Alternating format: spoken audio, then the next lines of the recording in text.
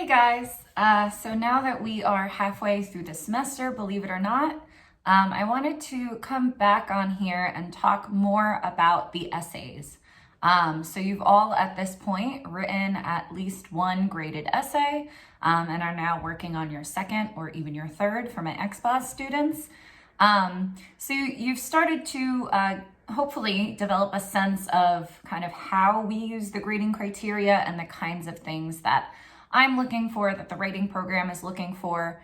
So I just wanted to come on here and talk about some trends that I'm seeing. So comments that I've been making a lot, kind of like issues or weaknesses that I've been seeing in essays in general. And so some of this will probably sound familiar to you from those comments. And hopefully this can give a little bit more explanation for when I refer to these things inevitably again in the future. So the three concepts that I want to talk about in this video are close reading, synthesis, and originality, or what we call like making an original contribution, saying something new. And hopefully by the end of this, you'll see that all of these elements are really connected in these essays. So the stronger your close reading is, the stronger your synthesis will likely be, and the more obvious your original contributions will hopefully be. So let's start with close reading, and this was the very first concept that we talked about in this class. To go all the way back to that first video, that first lesson, close reading is zooming into pieces of evidence and dwelling with them so that you're able to push past a summary, a surface level summary, right? When we talk about close reading in the body paragraphs of your essays, we're specifically talking about how you write about the quotes, right? So basic kind of structural advice, I've been suggesting that everybody looks at 2 quotes per body paragraph from 2 different authors. So one from author A, one from author B, and performs close reading synthesis of those direct quotes. So the close reading would be you talking about those quotes, right? And what makes for strong close reading is when it's really specific, when it's really explicitly rooted in those quotes. So some pitfalls that I see, some students will introduce a quote, but then kind of talk about the topics, the ideas more generally, whether it's technology, whether it's the economy. You guys are working with different readings, so it's hard to generalize right now. But often students will have the habit of shifting into talking about the ideas rather than talking about the quote itself. Related to that would be shifting into talking about other ideas from the text, but not specifically about the quote itself. So a strong close reading discussion, to reiterate, is about that quote, right? It's about that chunk of language that you choose to include, which makes it all the more important that you are careful about choosing good evidence, which again, that's why we started a lot of our early lessons about how do you find strong evidence, right? So again, you want to introduce a quote that is short enough where it's not overwhelming your paragraph, where it's not kind of giving you too much where you'll never be able to talk about all of it, but also long enough and rich enough, more importantly, that it contains some key terms and phrases and ideas that you can engage with in your close reading, right? So I always tell students, I know it's close reading, if it's strong close reading, if I took out the quote and it no longer made sense, right? If your discussion is truly about that quote, it should be pointing back at particular phrases the author is using in the quote, terms the author is using in the quote, ideas the author is describing in the quote. And again, if we think about who your ideal audience is, your paper should be intelligible to any reasonable adult, right? It shouldn't have to be me or a classmate that is the only ones who can understand it. So hopefully that emphasizes the importance of keeping your close reading rooted in that quote, right? Assume that your reader likely has not read these entire texts, these entire articles. All your reader has to work with is that chunk of language you show them. So it's important that you keep the discussions rooted in those chunks of language, in the quotes. And again, this is more of a reason to be really selective and strategic with the kinds of quotes that you pull in, right? Make sure you're showing us the moments that you actually want to talk about. Make sure you're showing us quotes that contain the terms and phrases that you actually want to use in your discussion. This brings us to synthesis, which is very closely related to closed reading in these papers, because synthesis is really just the moments where you're close reading the two quotes, right? So you're not just talking about quote from author A in isolation. Now you're talking about quote from author A and quote from author B as a pair, right?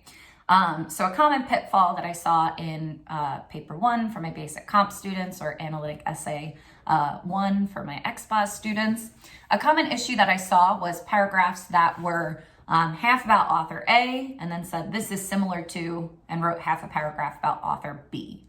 And I'm assuming in most of those cases that synthesis was happening in your mind, right? There's probably a reason, hopefully, that you paired those two quotes together. You likely saw some like connections, some relevance, some overlap. But by keeping the discussion separate like that, you're not actually showing us any of that synthesis, right? So you may be thinking synthetically, but you're not writing synthetically. So ideally, again, a strong synthesis paragraph would talk about the quotes as a pair, right? There would be sentences, entire sections that are pulling in direct terms and phrases from both quotes, right? Using author A's language to talk about this moment from author B, using author B's language to talk about this moment from author A. So I was saying before, you want to introduce your quotes early so that you have something to close read throughout the paragraph. Similarly, you want to introduce both quotes fairly early so that you have time to perform that synthesis. Until we see a quote, you're not really close reading. You're more so probably like summarizing or talking about the ideas more vaguely. And similarly, until we see both quotes, you're not really synthesizing in an explicit way. Because again, assume that your reader only has those two quotes to look at, right? Because that is all they have, right? It shouldn't just be me that can understand these essays. It should be any reasonable adult. So they're going to need that chunk from author A and that chunk from author B to understand the discussion that you're having about them. So again, if we're thinking about your body paragraph structurally, and hopefully you see at this point, the body paragraphs are the most important parts of this essay. You've probably heard me say that at this point. So that's why we really dwell here and focus our lessons here. The stronger these body paragraphs get, the stronger your thesis and kind of like the overall paper inevitably winds up, right? Because the argument should be coming from these close reading synthetic discussions. So sorry to kind of backtrack a little bit. If we're thinking about these body paragraphs structurally, we're looking for a topic sentence. Here's the point that I'm going to make. The topic sentence is in your voice. It's not a direct quote. It's not a summary of the authors. It's here's the point I am about to offer you. You can introduce quote A pretty quickly. Maybe give your reader a few words of what it's doing there, what you want them to pay attention to. Introduce quote B fairly soon after that, and then give yourself the rest of the paragraph, the bulk of the paragraph, to conduct those close reading synthesis discussions. So what are the takeaways of close reading and synthesis? Specificity, being as explicit as possible when you're using those quotes, right? That means pointing back at particular terms, pointing back at particular phrases, looking and talking about only the ideas that are present in those quotes. And synthesis means weaving those close reading discussions together, right? Not having a chunk where you're talking about author A and a chunk where you're talking about author B, but rather whole sections where you're talking about both of them as a pair, right? Truly, truly combining the ideas and the language from the two texts together. Okay. So where does this bring us? This brings us now to this concept of originality, which again, you have likely heard me talk about in other lessons and materials and probably feedback that you've gotten. Originality, making an original contribution, offering an original point is the goal of this synthesis, right? When I say originality, I don't mean I want you to like bring in some totally new idea that is completely irrelevant, right? This is an issue that happens sometimes where students see originality and suddenly they kind of like abandon the evidence, the text themselves, and the student starts kind of like talking about other ideas or opinions of their own. That is not what we mean by originality. So even when I'm commenting, what are you offering here? What's new? What's original? I don't mean abandon the text and start talking about something else. Everything ultimately should be rooted in those quotes that you're showing us, even these original points, which I'll get to in a moment. Okay, so that's kind of the what not to do. So what do we mean by originality then? What we mean is, what do you gain by bringing in that second author, right? So somebody would have read text A, author A, they would have kind of understood it at a summary level. Here's all the things that author A tells me. When you synthesize author B into this conversation, when you bring in that second person's ideas and language, how does it help you understand text A differently? And this could work in both directions, right? How does bringing in author A help you understand author B differently? How does bringing in author B help you understand author A differently? The goal by the end, again, is to increase your reader's understanding, to improve your reader's understanding of some situation. To kind of use the first two essays for basic comp and for XPOS as examples. For my basic comp kids, the originality in paper 1 came from introducing Konakova's ideas as a way of explaining Ronson, right? So we read Ronson. There was all this online shaming going on. He told us it's bad. He showed us all these examples, but he didn't give us like a psychological background explanation of what might be causing these online users to act like this, right? So the synthesis came from bringing in those psychological explanations from Konakova, right? Konakova told us about these psychological concepts and effects, but didn't show us examples. Ronson showed us examples, but didn't give us that psychological background. So by combining these two elements, not just compare contrast, but combining these ideas from these two texts, you were able to flesh out our understanding. Now somebody who had just read Konakova before could see examples of how this might play out. And somebody who had just read Ronson before could understand the psychological stuff that was leading people to act in these ways, right? The goal by the end is that your reader understood more than what they would have gotten from either text individually. And notice that didn't require shifting into like outside information. That didn't require, well, here's my opinion. It really just required a synthesis, a combination of evidence from those texts. That is what we are looking for you to do in these papers. Quick shout out for my XPOS students. Analytic Essay 1, the way this would have worked for you guys was combining ideas from Stout's text and Turkle's text, right? So Stout said, here's what happens to adults if they continue their patterns of dissociation. Turkle didn't tell us what would happen to those kids as adults. So by using Stout's ideas to make predictions, you were able to offer your reader something original, right? And again, the original thing was not this totally outside information. It was not, now here's my opinion about all of this necessarily. It was the prediction, what's gonna happen to Turkle's kids when they grow up, right? Turkle didn't tell us that, but we could use Stout's ideas. We could bring Stout's ideas into this conversation to help us make that prediction, right?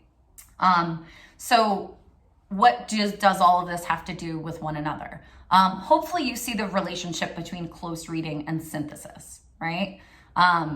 Synthesis is still close reading. It's still just close reading of two quotes rather than one quote, right? So it's still engaging with particular quotes, with language from these quotes, terms, phrases, ideas, talking specifically about the content in these quotes. And then synthesis would be combining those discussions, right? Applying language and ideas from one text to language and ideas from the other text. And the originality, right? This original contribution, this new point is the end goal. It should be what this synthesis allows you to arrive at. So again, a big theme that we've been talking about since our earliest close reading lessons is this idea of pushing past summary, right? You want to do more than just tell me what it is these authors already said or repeat the conclusions that these authors already gave us. So during the synthesis, keep that in mind, right? By combining these quotes, by combining the ideas and language from these two quotes, what new thing can you help your reader understand? Think back to those explanations I just gave about paper 1 and analytic essay 1, right? What is this new thing that a reader is going to walk away with after reading your essay that they wouldn't have already walked away with had they not read your essay, right? So prioritize your body paragraphs, prioritize picking good evidence, prioritize specificity in your close reading, right? Keeping it rooted in the particular quotes you're showing. Make the connections between these texts explicit, so you're truly combining, weaving together terms and discussions of the two texts rather than handling them separately. And by the end, keep in mind this goal of original contribution, right? What are you offering a reader that they wouldn't have gotten had they not read your text?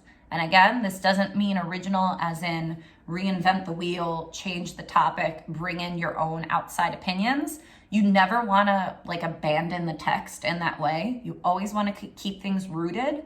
By originality, we mean what new thing does a reader learn by looking at these texts side by side, right? By bringing in that second author, how are you expanding your reader's understanding of this issue?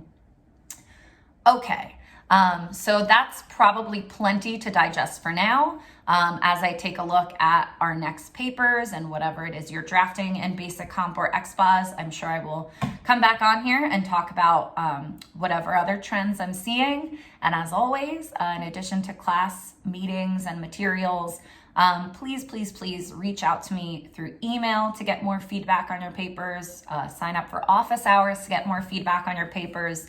This is ultimately a writing class. So if your papers can improve by the end of this semester, that would be awesome for me. That would be awesome for you. And it only happens with trial and error, right? So keep at it. I hope this helped clarify some things. And yeah, good luck. Happy writing.